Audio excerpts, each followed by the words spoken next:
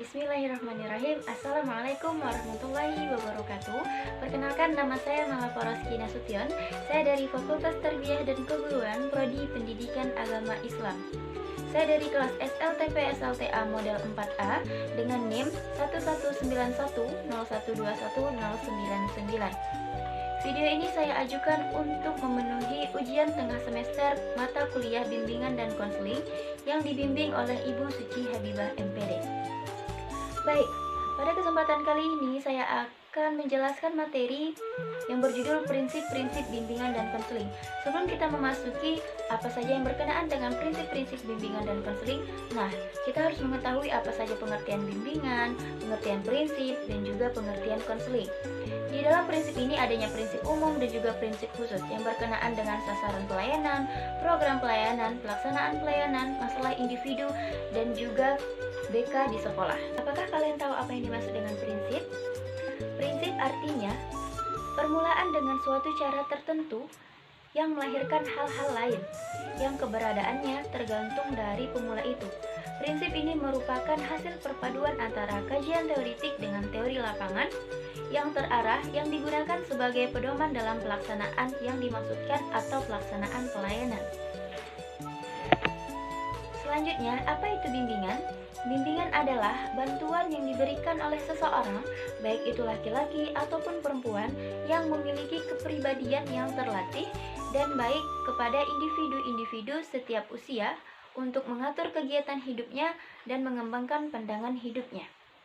Nah, itu tadi pengertian prinsip, bimbingan, dan juga konseling. Selanjutnya kita masuk kepada prinsip-prinsip umum dan juga prinsip-prinsip khusus.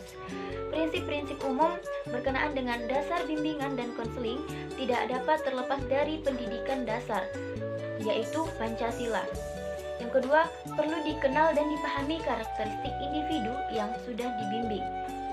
Bimbingan diarahkan kepada bantuan yang diberikan supaya individu yang bersangkutan mampu membantu dirinya sendiri dalam menghadapi masalahnya.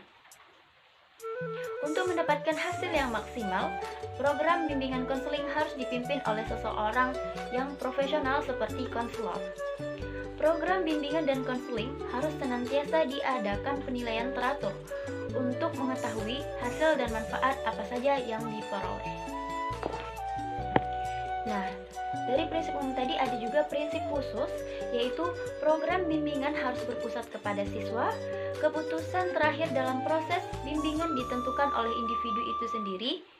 Pembimbing harus selalu menghormati dan menjaga kerahasiaan informasi tentang individu yang sedang dibimbingnya. Pembimbing hendaknya menggunakan berbagai jenis metode dan teknik yang tepat dalam melakukan kegiatannya. Bimbingan harus dilakukan secara kontinu. Selanjutnya, apa saja yang berkenaan dengan prinsip-prinsip bimbingan konseling itu? Ya, yang pertama kita bahas yaitu sasaran pelayanan.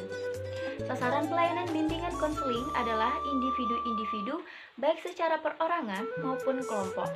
Individu-individu itu sangat bervariasi, misalnya dalam hal umur, jenis kelamin, status sosial, jabatan, dan sebagainya. Variasi dan keunikan keindividuan ini, aspek-aspek lingkungan, aspek-aspek pribadi, dan tingkah laku dalam perkembangan dan kehidupannya, mendorong dirumuskannya prinsip-prinsip bimbingan dan konseling, yaitu sebagai berikut. Bimbingan dan konseling melayani semua individu tanpa memandang jenis, usia, ras, agama, dan sebagainya. Bimbingan dan konseling berurusan dengan sikap dan tingkah laku individu yang terbentuk dari berbagai aspek kepribadian yang kompleks dan unik. Untuk mengoptimalkan pelayanan bimbingan dan konseling sesuai dengan kebutuhan individu itu sendiri, perlu dikenali dan dipahami keunikan setiap individu dengan berbagai kekuatan, kelemahan, serta permasalahan apa yang sedang dihadapi oleh individu tersebut. Setiap aspek pola kepribadian yang kompleks seorang individu mengandung faktor-faktor yang secara potensial mengaruh kepada sikap dan pola-pola tingkah laku yang tidak seimbang. Oleh karena itu, pelayanan bimbingan dan konseling yang bertujuan mengembangkan penyesuaian individu terhadap segenap bidang pengalaman harus mempertimbangkan berbagai aspek perkembangan individu. Meskipun individu yang satu dengan yang lain adalah serupa dalam berbagai hal, perbedaan individu harus dipahami dan dipertimbangkan dalam rangka upaya bertujuan memberikan bantuan atau bimbingan kepada individu-individu, baik mereka itu anak-anak, remaja, ataupun dewasa sekalipun. Yang tadi kita bahas yaitu tentang sasaran pelayanan. Selanjutnya kita bahas itu dengan masalah individu itu sendiri. Akhirnya akan menimbulkan banyak masalah pada dirinya sendiri. Bimbingan dan konseling menjangkau setiap tahap dan bidang perkembangan dan kehidupan individu, namun bidang bimbingan pada umumnya dibatasi hanya pada hal-hal penyesuaian seperti di rumah, sekolah, serta dalam kaitannya dengan kontak sosial dan pekerjaan, dan sebaliknya pengaruh kondisi lingkungan terhadap kondisi mental dan fisik individu. Keadaan sosial, ekonomi, dan politik yang kurang menguntungkan merupakan faktor salah satu pada diri individu. Dan hal itu semua menuntut perhatian seksama dari para konselor yang mengatasi masalah klien. Selanjutnya kita masuk kepada prinsip-prinsip berkenaan dengan program pelayanan. Program ini berorientasi kepada seluruh warga lembaga, misalnya sekolah atau kantor, dengan memvariasikan masalah yang mungkin timbul dan jenis layanan yang dapat diselenggarakan. Rentangan dan unit-unit waktu yang tersedia seperti semester atau bulan. Adapun prinsip-prinsip yang berkenaan dengan pelayanan BK itu adalah bimbingan dan konseling merupakan bagian integral dari pendidikan dan pengembangan individu. Karena itu, program bimbingan dan konseling harus disesuaikan dan dipadukan dengan program pendidikan serta pengembangan peserta didik. Program bimbingan dan konseling harus fleksibel, disesuaikan dengan kebutuhan individu itu sendiri, masyarakat, serta lembaga. Program bimbingan dan konseling disusun secara berkelanjutan dari jenjang pendidikan yang terendah sampai jenjang pendidikan yang tertinggi. Jika tadi ada program pelayanan, sekarang kita masuk kepada pelaksanaan pelayanan bimbingan dan konseling, baik yang bersifat insidental maupun terprogram, dimulai dengan pemahaman tentang tujuan layanan. Tujuan ini selanjutnya akan diwujudkan melalui proses tertentu yang dilaksanakan oleh tenaga ahli pada bidangnya, yaitu konselor profesional. Konselor yang bekerja di suatu lembaga yang cukup besar, misalnya sebuah sekolah, sangat berkepentingan dengan penyelenggaraan berkenaan dengan hal-hal yang ini, seperti berikut. Tujuan akhir bimbingan dan konseling adalah kemandirian setiap individu. Karena itu, pelayanan bimbingan dan konseling harus diarahkan untuk mengembangkan klien agar mampu membimbing dirinya sendiri dan tidak menghadapi dari desakan konselor.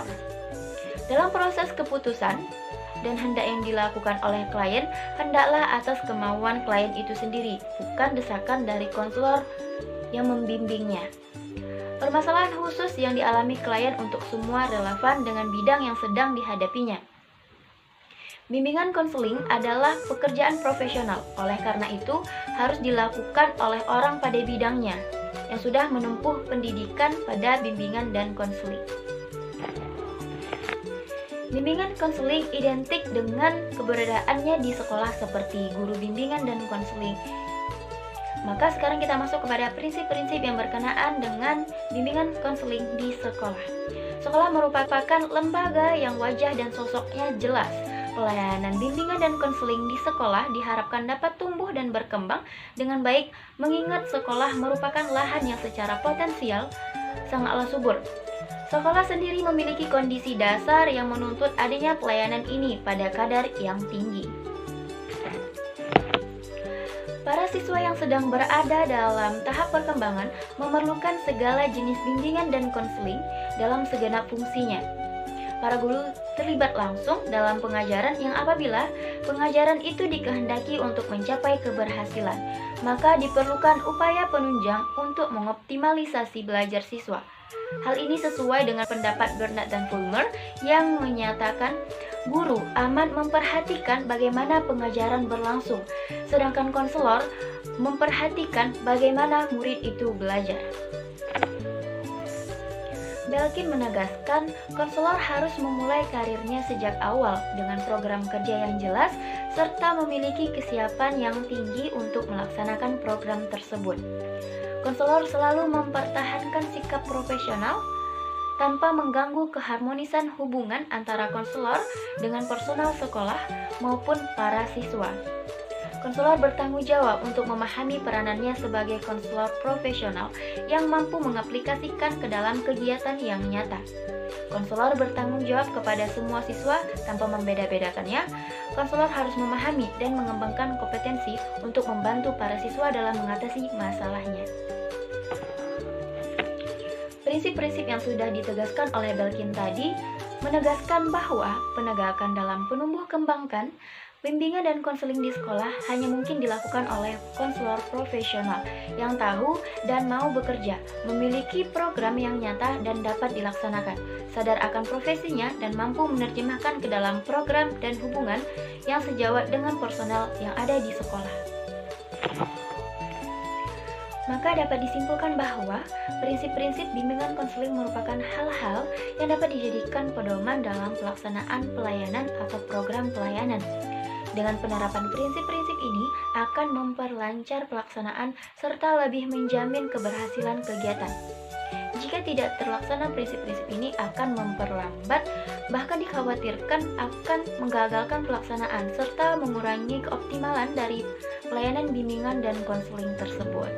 Pelaksanaan bimbingan dan konseling terkhusus di lingkungan sekolah diwujudkan melalui penegakan serta penumbuh kembangkan pelayanan bimbingan dan konseling di sekolah. Sekian materi yang dapat saya sampaikan. Saya Malapa Roski undur diri. Apabila ada kesalahan, saya mohon maaf. Wabillahi taufiq wal hidayah. Wassalamualaikum warahmatullahi wabarakatuh.